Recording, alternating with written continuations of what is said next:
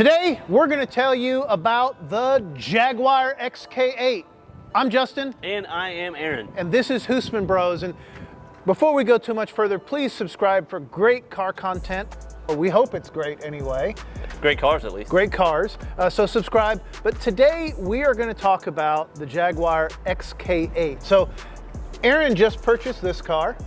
I had to get a black convertible. I just kept seeing you drive around in this black convertible all the time, and it just seemed like so much fun, so I wanted to have a little of my own. But of course, I didn't want to copy you exactly and go get a Jaguar in black. As the kids say, it's a vibe. Yeah. So what we're going to do today is I'm going to let Aaron drive my XK8. I'm going to tell you a little bit about this car. He has never been able to drive it. Never. Do you know why? Because legally, I am required to hold him responsible. I was unwilling to let him drive it until we got it on film, because this car might break when he drives it. It's a very, very fragile car. You know, we say we have a lot of great cars on this channel, and it may be up for debate whether this is or not. Now, I will say, in reality, you get a ton of compliments on this car. It is a beautiful, beautiful model. This is from the same era as your 996. It is a 2001. Yours is a little bit newer, but same fundamental car, roughly the same-ish price, in that it's a black convertible. Is it the same? Is it the same as price? 74, 96, same range. Oh, you mean brand new? No, brand new. These were, you might shop for either one of these. Right? Okay, I could see that. Okay, Yep. So we would be in the same range for these cars from a value perspective when they were new. Okay, not so Roughly, much now that they're old. Well, we'll talk about that in a second. So roughly the same horsepower. Yours is around 300. This is around 300 now. Okay. Different car. This is a front engine V8. This is a 4-liter V8 versus your flat 6. 3.6. 3.6 flat 6. This is a touring car. So it's longer, it's heavier. It's not as performance oriented as this one, but make no mistake, this is a fun car to drive. That's what I'm most interested to figure out. You know, you say that a lot. You always say how much you love this car and how much it is a great car, a fun car to drive. But it is a touring car, and but it looks like a sports car. Yeah. And when I think sports car, I think real quick and nimble. This one, I don't know if it's quick and nimble. I've never driven it myself before, but I'm interested to see what you're talking about when you say this is a fun car to drive. Great. Before we get to driving it and letting him have his chance on video so that I can blame him if he breaks it, first let me tell you a little bit about this car. So this is a 2001 Jaguar XK8. In my opinion, this is the most beautiful of the retro-styled cars that came out in this era. You've got the Mustangs that were retro-styled. You've got the Thunderbird, which shares the same platform as this one. And really, this is a beautiful, timeless car. Frankly, I don't think that more modern Thunderbird that shares the platform has aged as well. The Mustangs have continued to age, but I wouldn't call them beautiful. They look like great Mustangs. So, touring car, full leather, original sticker price on this one around $74,000. Now this one isn't stock anymore. I have taken off the rear mufflers. It has later model XK wheels on it, which are a little bigger. I have done some chrome dress-up stuff around the front lights and in the dash. I have driven this car a lot. This is the best $25,000, $9,000 car you could find anywhere. By that I mean I've spent at least $25,000 to keep this on the road during my ownership, and at a good day I could probably sell it for $9 because it's got 125,000 miles on it. But I would tell you, this would be the one you want despite the high mileage, because I have continued to invest in this car.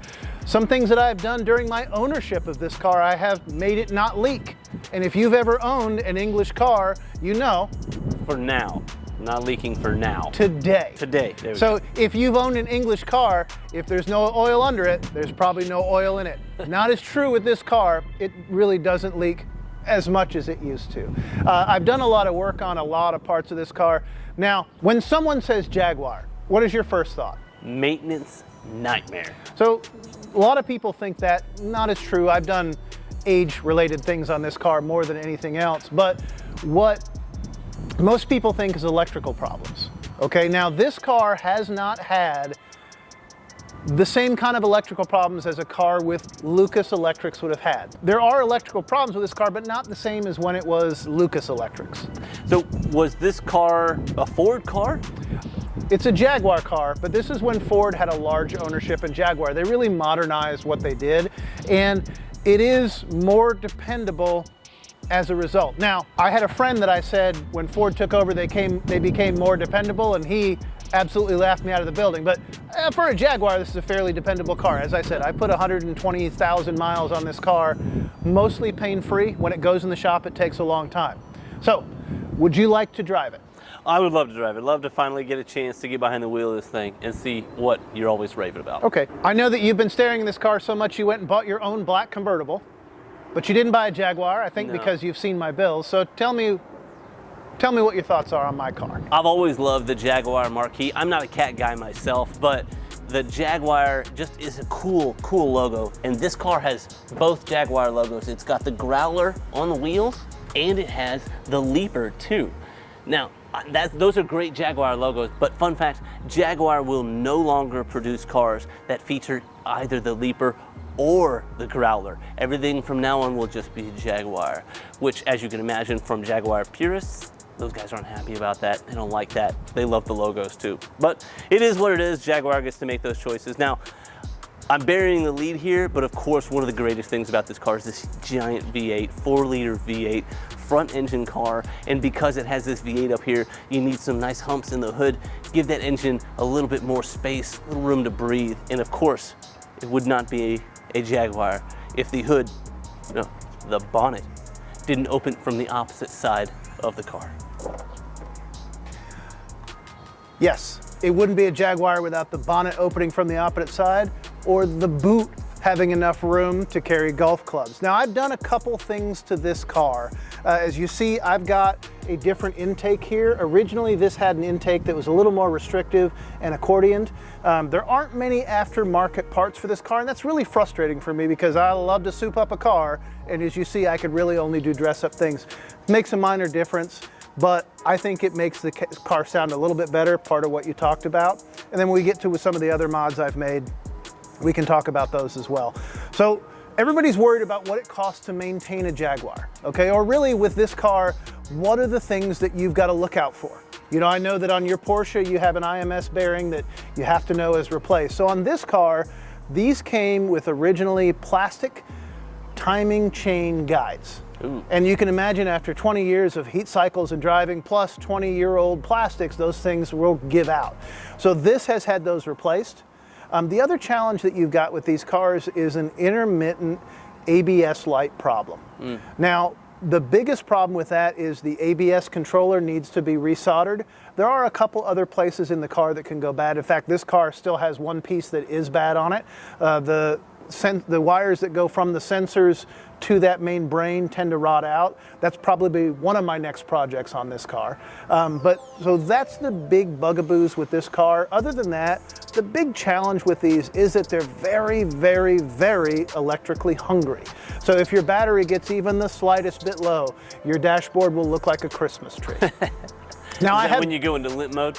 Well, yes, that's when it's very low, you go into limp mode and you cry all the way home because you can go 7 miles an hour and you don't understand why your beautiful car is so pathetic. But you have a feeling it's probably going to be expensive to fix. Yeah, and then you get home and you charge the battery up and everything's good to go. Let me talk a little bit about the things that I don't like about this car, and the list is very short. So the main thing that I really don't like about this car is this convertible top setup. Okay, It's kind of flimsy here. Well, this is the boot. Okay. Pull that knob. Okay. Pull it? Yep, Right. pull it. Then we can fold this back. Okay. It holds under here, but you see how ugly my top is. That is not dirty. That is the headliner underneath rotting away. I should have it replaced, but as Aaron said, I never put the top up, so it doesn't really matter to me. The top goes up if it's raining actively. And as you see, this is a lot different than your 996 in the way the roof becomes the boot on yours. Yeah. You see? that. So you have to have this boot, and then obviously if you get caught in rain, you're not going to be able to put the top up unless you get out and put the boot up. So you kind of have to plan ahead in this car. Now, is this a feature that comes with this car? Is this a factory thing? Oh yeah, this is a factory boot. No, this is a factory boot. All right. A lot of them are missing, and when I bought this car 4 or 5 years ago, this one came with it, and I thought maybe I should buy a spare just in case, and I should have, because then they were $100 and something. Now they're about $400 to replace. Yeah, and so that's the other thing I don't like about this car. It's harder and harder to find parts and people to work on them. Now, one of the great things about this car and parts is that a lot of these parts are Ford parts. I had to buy a transmission mount for this car because it was worn out and it was rattling. The Jaguar transmission mount was a couple $100, and the Ford one was 22. Ooh, nice. So it worked out pretty well. Yeah. The final thing that I really don't like about this car, it's mixed. I love it, but I hate it. It's my wood, okay? Because as you see right here, this wood has cracked with age. If you look on my steering wheel, it's starting to crack with age. So that's not the end of the world, but it is an expense. If I'm going to keep this car as nice looking as it is, I'm going to have to invest in some wood refinishing. Now, those seem to be relatively new developments, though. I don't remember you having much cracks in the wood. So the crack on the dash showed up a couple years ago. Okay. And the crack on the steering wheel, frankly, is showing up lately as the weather has dried out a little bit. I see, okay. So beyond that, the only other thing I really can't stand about this car, but I'm pretty sure, well, does your car have cup holders? It does. I can't always theoretically, get them out. right? So this car also theoretically has cup holders because we Americans cannot drive without a drink. Do with that what you will. This is probably the second worst cup holder in the world. That's not going to hold anything, and the one time I tried to use it, it dumped it all over my passenger seat. So now that you've heard what I like about this car and what I don't like about this car, let's take it for a drive. you want to do it? Let's do it. Here you go. Now, folks, I'm going to treat you as my witnesses. If he breaks this, it is his fault. This is permissive use. Have fun. Let me know what you think. Safety first. Ignition second. All right, now I've been driving a stick all day, so I need to be careful not to go mashing the brake. Now, I don't know why it is, but every time Justin lets me drive one of his cars, it's almost empty. But I remember my dad complaining about that a lot when we were kids. So it's really smooth acceleration in this car.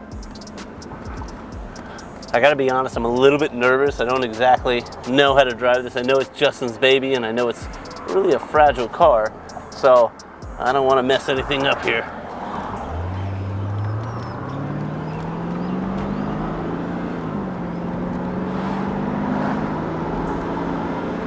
Definitely, you can feel the juice. All right, I gotta be honest here. Justin's never offered me to drive this car. In fact, when he first got it, I asked, hey, can I drive it? And he was very hesitant about even letting me drive it. And so he's had this car for several years, and I've never driven it. And I've driven pretty much everything that Justin has ever owned. So that makes me wonder if this thing is about to break and Justin knows it, and he's trying to peg it on me. So I know you're his witness, but you're my witness too. I'm not doing anything bad in this car. So in terms of power, this has definitely got the juice. I mean, you can feel it. When you put your foot in it, it goes. And that's fantastic. Obviously, this is a V8. I've got a flat 6. And so that's 2 more cylinders worth of power. But it's a heavy car. And so it's just not quite as nimble. When I'm going around a turn, it doesn't feel quite the same as the control that I've got in my 911. This is definitely a Grand Tourer, but I mean, here we go, we're getting up and going. I mean, it's heavier, but it's not like I'm driving a Mack truck. So this is a great road trip car, and Justin has taken this one on the road. He's gone a few places in it, you know, doing some drives, and I completely understand why. Comfortable. I mean, this is a really, really comfortable ride here. If I had it, I would have to do some road trips in it as well. You know, he and I might have to do one someday, although I gotta say, I sat in the passenger seat a lot more in this car than I've sat in the driver's seat. I like the driver's seat better. I love the luxury here. I mean, this wood steering wheel feels great. One of the things that you don't like about a a non-wood steering wheel, I guess, you know, just the leather, maybe even the plastic. In Texas, it gets really hot, it can get really humid, your hands can get sticky, they get oils all over them, and you start to get that blackness all over the steering wheel. You're not going to see that here. This is beautiful dark wood grain. You know, this chrome plate on the shifter, this is a factory option, originally to be plastic, but it looks really nice in this chrome here. Also, these bezels on these dials, these gauges here, those are optional as well, but I think they really add some more class to the car, and it makes it feel more luxurious when you've got that. You know, in Dallas, the roads are pretty bad, and so you could feel many different spots in the road. In this car, it's a Jaguar, it's a luxury car. The suspension is really nice. It's a smooth ride, a very smooth ride in this car. So again, another reason why I completely understand why you take this car on road trips. The windshield seems a little bit low. I mean, I'm about 6'2", and this headliner is coming right up to my head here, you know, so I've got some blockage in my view right here that I don't feel like I normally have in my convertible. Which is probably why Justin always drives with the top down, because when he's wearing a hat, it'd just be scraping on the headliner anyways. Overall, I really like this car though. Obviously it's got some age on it, but with age comes beauty, I suppose. And this is a beautiful car, but it's certainly not as sporty as a Porsche, but of course the Porsche was built for speed. This car was built for comfort, and it's got every bit of that. And certainly, it has the speed to go with it as well, but you're not going to win a whole lot of drag races with this car. Now, bottom line, which one would I choose? I think I would still choose my 911, but I understand why Justin loves this car after driving it a little bit. You know, it definitely has a lot of upside to it. You're going to pay a lot more for a 996 than you're going to pay for a Jaguar XK.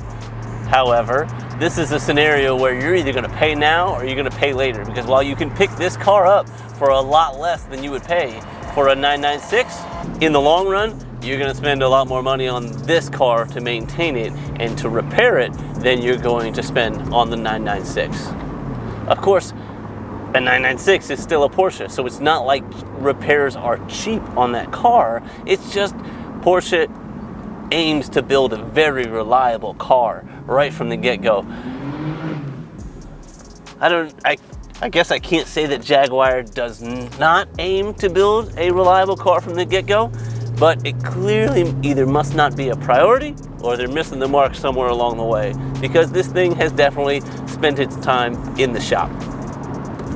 If you can find one in great condition like this one is, it's going to be a good pickup. I'm telling you, when Justin takes this thing out, he turns heads. People love this car. He constantly gets compliments of what a great looking car this is from many people. Jaguar people, Porsche people, just car people. They can really appreciate the beauty and the luxury of this car. Now let's take it back to the garage and I'll give you my final thoughts. Well, how do you like it? What do you think? Oh man, I love it. It's fantastic. I can understand why you love this car so much. Mostly because I didn't have to pay for anything. That's the secret to owning a Jaguar. Yeah, exactly. That's probably the best way to own one, right? Exactly. But I mean, it's really nice. So comfortable. Very comfortable car. I gotta say, I like it a lot better from the driver's seat than I do the passenger seat. Why is that? Well, more legroom. I don't know.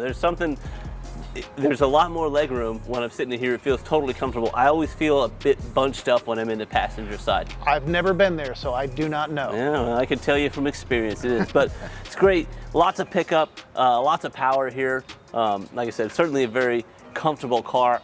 I think would be a great road trip car. Maybe not for the whole family, you know? But maybe for a couple of brothers hitting the road. Well, it only has the back seat so that it's technically not a sports car. So I can relate. 100% though, it is a great touring car. During the pandemic, I actually loaded up this one and drove to Colorado just because I was tired of being cooped up. What a wonderful road trip, top down the entire way, no wind noise, wonderful drive. Yeah, not a lot of wind in this car.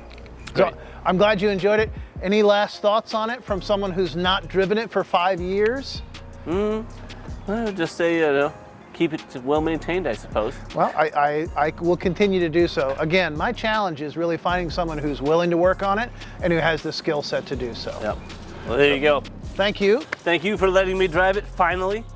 And thank you for watching. And if you liked this Jaguar or the 996, let us know which one you like best. Obviously, I'm biased, but let us know which one you want to see more of. And if you got a car you think you need us to review, let us know. I'll drive anything once. But please subscribe and come back and see us next time.